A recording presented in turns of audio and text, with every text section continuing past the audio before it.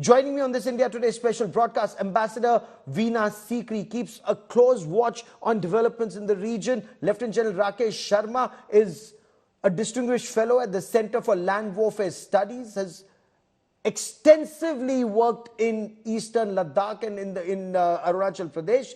Vice Admiral Shekhar Sinha, former flag officer commanding-in-chief, Western Naval Command, a naval aviator, knows the lay of this land very closely. But Ambassador Sikri, what do you make of the President of Maldives asking China to send more tourists to Maldives? Is this panic or is he cocking a snook at India?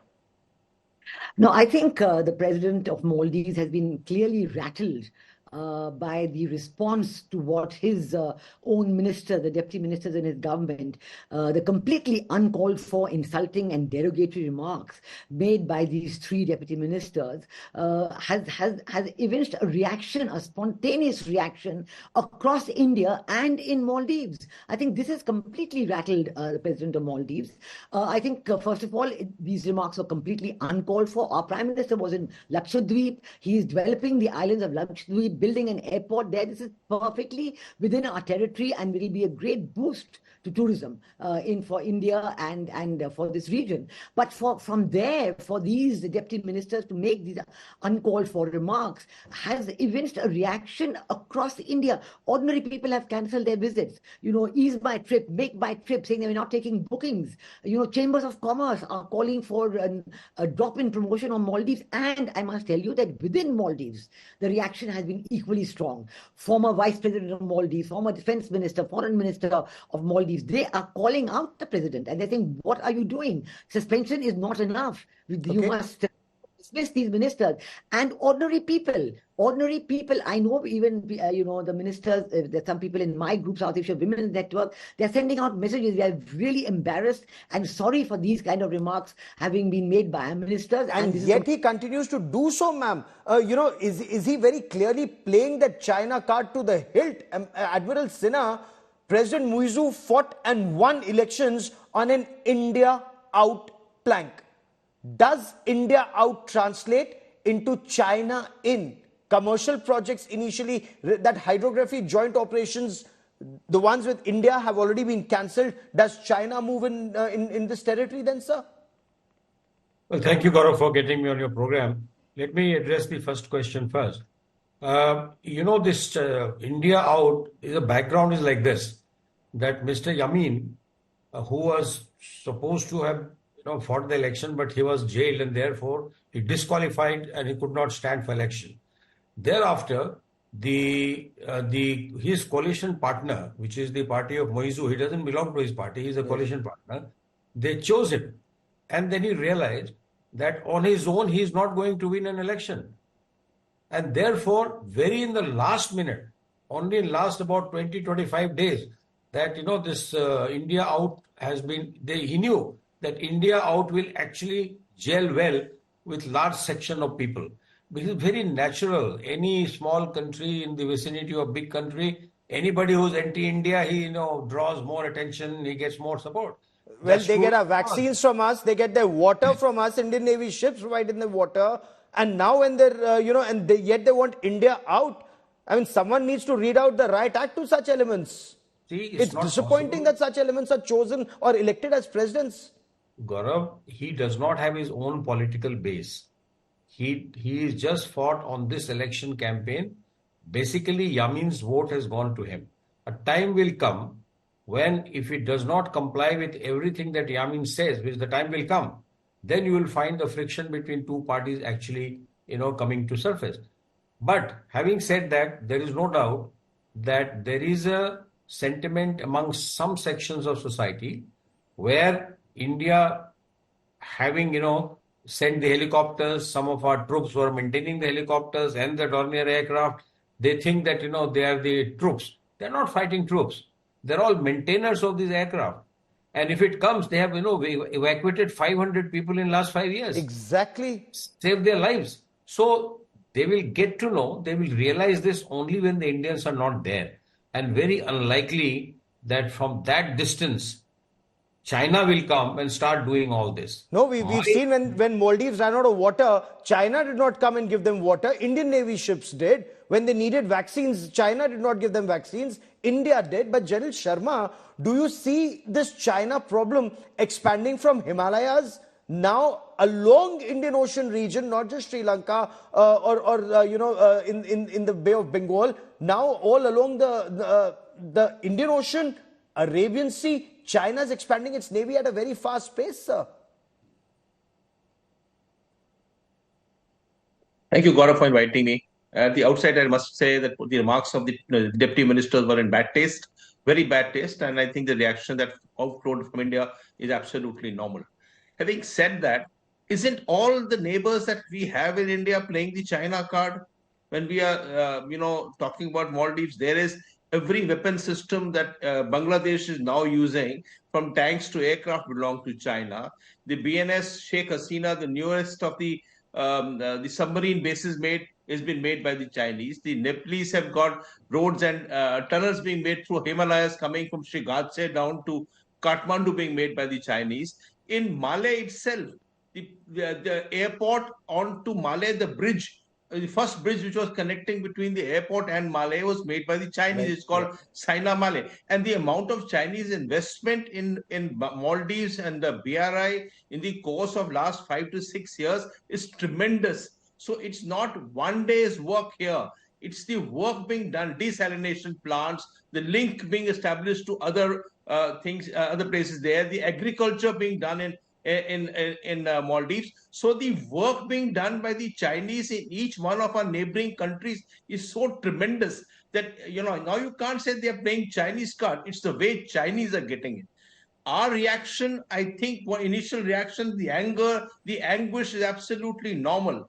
But the strength of the diplomacy is to work with inimical governments and find measures to it. Maldives is our neighbor. We can't lose the neighbor. We can't have anger between all our neighbors and say we want to rise up to become a power in the global south. We have to take our neighbors with us. So the initial anguish apart, and we must state our point firmly and strongly, but we also must move forward to make sure that the goodwill that exists in Maldives, that we are able to take advantage of that goodwill. Okay, that goodwill seems to be dwindling when a hostile government is elected. Ambassador Sikri, President Muizu will remain hostile to India and is openly subservient to China. Is he walking into a trap, eyes wide shut, like Sri Lanka and other countries? Or, as General Sharma points out, somewhere the Chinese are making deeper inroads and replacing us in development projects all across? Look, I am very much in favor of, good relations with neighbors. And certainly as part of India's neighborhood first policy, Maldives is very important. But there are red lines. And we cannot forget those red lines. Those statements by those ministers were red lines. The situation in Maldives today is turbulent. People today sent messages that there may be some demonstrations in Maldives against their own president. So I think that it is not that we are being inimical to them. I think the situation in Maldives is in churn. There is radicalization that you mentioned. There is a lot of drugs that is spread across the island, which is a difficult problem. They have huge internal issues, but India is willing to help them. They realize that the help for India, there are so many people from Maldives living in Kochi and Bengaluru and other in these two states, and they are living happily. But if the situation continues with the anti-Indianism, then India has to consider what action to take. Despite the fact that we are willing to help the people of Maldives in anything, any way they want, provided you yourself, are willing to respond in equal kind. Is this a setback for Indian diplomacy that all across our neighborhood there are major setbacks, and are our neighbors cutting their nose to spite their face? Pakistan may do that, and we can understand that. Pakistan is a nutcase, but what about countries which are very friendly like Bangladesh or Sri Lanka falling into that debt trap with China? Now, let me tell you very clearly that China is overactive in South Asia. They should remember that they are not a South Asian country. They are north of the Himalayas, and they should, not try and interfere in South Asian countries. But they are doing that, whether it is China, Sri Lanka, Pakistan, and now, of course, Maldives, and we saw earlier in Nepal as well.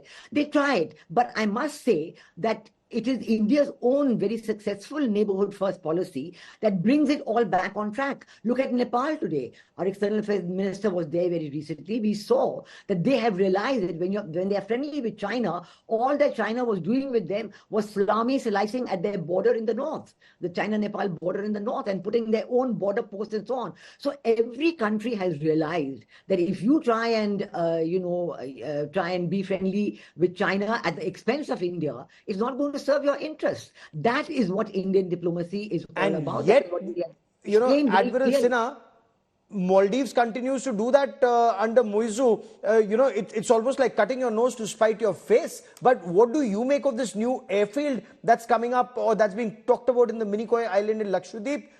Tourism plus strategic importance, fighters in Lakshadweep, along with Andaman and Nicobar Islands. Is that a signal being sent out to China? Because that's very clearly unlikely to deter China from undertaking all its operations, whether in Bangladesh or Myanmar or Sri Lanka or now Maldives. Gaurav, it is only 130 kilometers from the northernmost island called Hanimadu. Hanimadu has got an airfield which the Chinese wanted to increase the length to make it an international airfield. It nearly got given to the Chinese till President Soli came into power. And I think that job is being done by the Indian company. That is number one. Within 130 kilometers, every runway is a dual use, Gaurav. Nothing stops, runways being used by fighters or transport aircraft. So it is every runway is a dual use. But the point is that it is very close. That island is more than 5.5 square kilometers, which is bigger than many of the islands. And we already have a presence there of some of our Navy for quite some time. And this island, if the Air Force is going to manage, I am sure the fighter aircraft will operate. It will cover the entire archipelago of Maldives. Entire archipelago will get covered. And therefore, for any other country, especially China, they better be warned that any mischief in this area, making it militarized, can harm them. In fact, there were a lot of talks at one time, which was sort of put behind the burners now, that, they wanted to put a radar in Hanimadu. Yes. And that radar had a reversed engineer green pine radar with a range of 600 kilometers. It would have put all your entire southern peninsula of India under surveillance, which is not a very good news. And therefore, I am sure that our, diplomacy prevailed at that time. They will prevail again.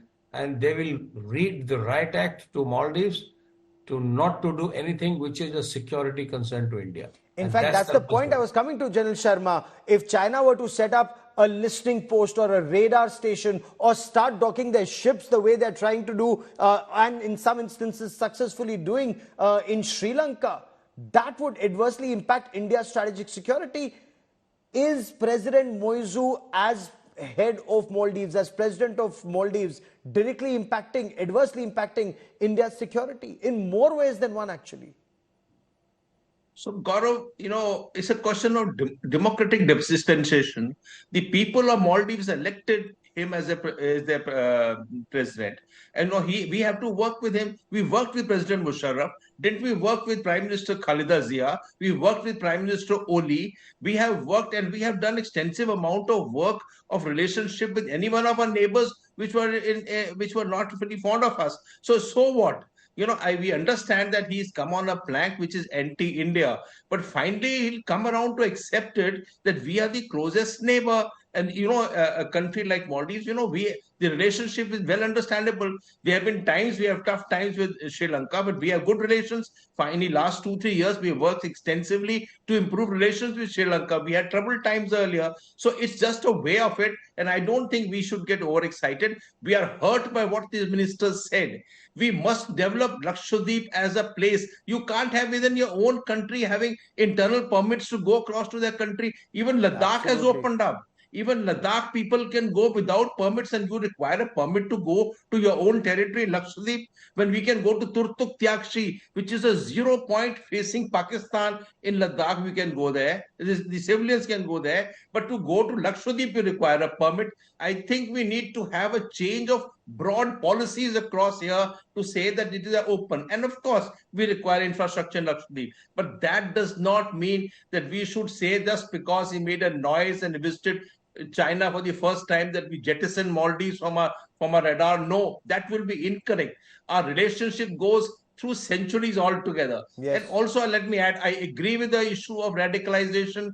And Zakir Naik's videos are in India also. In all of our neighbors, Zakir Naik's videos are there. So what? Doesn't matter. We need to say that we have to work through this difficult times now and get around to get the ministers to be to dismissed or removed from the cabinet or whatever it is, to take some stronger action, and he should visit us. I think the statement since you mentioned radicalization, I want to bring Ambassador Sikri into this conversation on the issue of radicalization. And ma'am, we have those statistics that we are playing out on India Today in the form of graphics. 250 persons from Maldives traveled to Syria to join the Islamic State between 2014 and 18. Majority, so this is data of the US Treasury Department. US in 2023 imposed sanctions on 20 individuals and 29 companies that were providing financial support not just to Islamic State but also to Al-Qaeda groups in Maldives. This radicalization, is this Maldives' worst kept secret and not highlighted enough? Everyone looks at tourism. No one looks at the terrorism. No, absolutely. Radicalization is a reality. And within Maldives, it is well hidden, because when a tourist goes to Maldives, you only go to a island and you stay there. You don't really move around at all. It's one resort, one island, and you don't have the chance to move around or to meet the people of Maldives at all. So in that sense, tourists are not aware of this, but radicalization is very real, and it has been because of Pakistan, to some extent, Pakistan acting on behalf of Saudi Arabia over the years, decades. It's not happened overnight. And it's something that we have to realize. But I have always seen that interaction, it doesn't mean that if they're radicalized, you don't interact with them. There is growing radicalization even in Bangladesh. But the answer is to interact more and to bring the people over for studying in your universities. Let them see, because many of these people are not aware of what it is like to live in a pluralistic society, in a society with many religions. So they are cut off in that sense. But I must tell you that the women of Maldives are not so affected by radicalization. They are the ones who are the hard workers. They are the ones who are very open-minded, and they're the ones who are determined to take Maldives forward and to overcome this issue of radicalization. But the combination of radicalization and drugs, this is a very dangerous combination, because the same Pakistan is also bringing in drugs, and it's the same terrible impact of this that is destroying society in Maldives. And yet radicalization seems to be increasing in Maldives. Admiral Sinha, there was an apprehension that Lashkar-e-Taiba and Jaish-e-Mohammed were using some of those uninhabited islands to train people in Maldives and then use them for attacks in southern India. That would be a cause for grave concern for us. I'm glad you brought me in this discussion. The Salafi movement in Maldives is very strong and increasing by the day. And this is, even the educated Maldivians are very concerned about this, that it is on the increase. The second thing is, the present president, he is quite, shall I say, forgiving to these elements. Yes. Thirdly, his own father, many years ago, he was the first one to get the Salafi preachers from other countries into Maldives. And he was also sort of arrested for doing that. But that has not stopped. It is still on. So that is not a small movement. It's a fairly big movement, and Maldivian people are also extremely worried. So I think that this is one point that you have been making. More than Al-Qaeda, they're all the ideology, the Salafism ideology is increasing, and it's a matter of great concern. Because General Sharma, in a situation like this, where you have Pakistan state-sponsored radical Islamist terror on one of our borders, you have a hostile China on another border, you have this Islamic State ideology in Bangladesh. We've seen a massive terror attack, and fortunately there was a crackdown by the Sheikh Hasina government, and Zakir Naik fled after that. But Zakir Naik, his influence seems to be increasing tremendously in Maldives, and that's a cause for great concern, especially with them studying in India, living in India, coming to India so frequently for medical attention, and those borders or those states are not as well genned up when it comes to this radical Islamist terror, sir. So that's true. The radical Islam or radicalization of the peoples of Maldives, like many other countries, are a cause of concern to us. We ourselves have some problems of this score within our country. So Yes. naturally, radicalization is we need to address it. And I think one of these good suggestions made by the by Ambassador Sikri is that we should open up educational institutions in India for children to study in India because of their lack of educational institutions in Maldives, as also give medical facilities and things like that. We have to open up with these people to say people should visit us in our country, and that relationship will develop in times to come. So we have to work at it. This is a cause of anxiety, but that cause of anxiety doesn't mean that we do not work to that end. Oh, absolutely. Ambassador Sikri, just closing comments. The US has a base in Diego Garcia, and we've talked about it very extensively. There are reports that US Secretary of State Antony Blinken was also concerned about these latest developments in Maldives and the China visit of the Maldivian president. How do you look at this, and how do you look at the American role, if any, or this is a region that India needs to address effectively? No, America is concerned about the Maldives, but America has also decided to increase its interaction with the Maldivian government in recent years. Earlier on, they had very little, and as you said, they had sanctioned so many people. But they have now decided that more interaction is a better option, and they are doing that. They are extremely concerned about the radicalization all around, the Indian Ocean and all in South Asia as well. So this is a matter on which we do talk very much. Counterterrorism talks between India and the US are a very important part of our interaction. So we both share, all these inputs of what is happening in the countries around India. And this is the only way to do it, that we should be aware of it. We should interact with each other, and we should interact with the people as well. Oh, absolutely. And high time we call a spade a spade. Put facts first, so that then the world realizes what are we dealing with. If we are dealing with somebody who's being subservient to China and anti-Indian interests, then that person needs to be dealt with accordingly. Sir, go on, Admiral Sinha, closing comments, sir. You know what we need to be very concerned, Gaurav, that you will soon find the Pakistan Navy becoming very active in this part of the world. Yes. They have already started exercising last 3-4 days back in the southern Indian Ocean, in the southern Arabian Sea. And China will use Pakistan as a proxy to replace the Indian Navy's jobs which they were doing in Maldives. And this is what should concern us. We will have to keep an eye. The Navy will have to be, very much, they are active. Probably they will have to be concerned, and they will have to keep a very serious eye as to what they're doing. It does reduce our freedom of maneuvering space in that part of the world if you don't have a friendly government. Because all kinds of restriction can be put. You don't come into my EZ, you don't come into my so-and-so.